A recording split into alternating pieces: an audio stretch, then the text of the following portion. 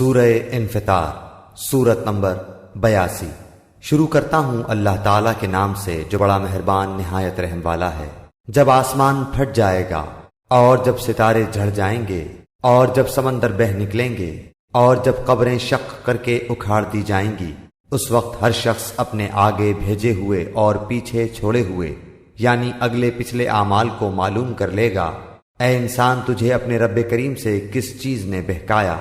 جس رب نے تجھے پیدا کیا، پھر ٹھیک ٹھاک کیا، پھر درست اور برابر بنایا، جس صورت میں چاہا تجھے جوڑ دیا۔ ہرگز نہیں، بلکہ تم تو جزا اور سزا کے دن کو جھٹلاتے ہو۔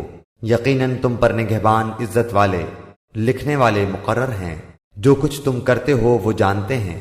یقیناً نیک لوگ جنت کے عیش و آرام اور نعمتوں میں ہوں گے، اور یقیناً بدکار لوگ دوزخ میں ہوں گے۔ بدلے والے دن اس میں جائیں گے، وہ اس سے کبھی غائب نہ ہونے پائیں گے۔ تجھے کچھ خبر بھی ہے کہ بدلے کا دن کیا ہے؟